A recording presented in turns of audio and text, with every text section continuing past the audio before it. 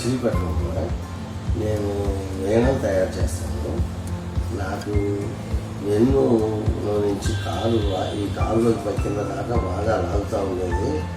రాత్రి పగల నిద్ర కూడా ఉండేది కాదు. ఒక మనిషి పట్టుకొని తీసుకెళ్లే పరిస్థితిలో ఉన్నాను.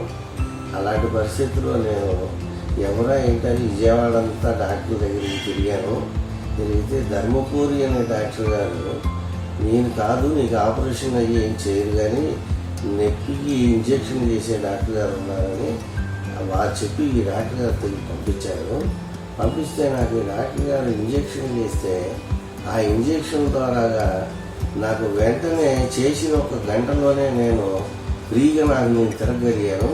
మళ్ళీ అప్పుడు నేను తిరిగి పని చేసుకుంటూ నా జీవనోపాధి నేను సాధిస్తుంటున్నాను.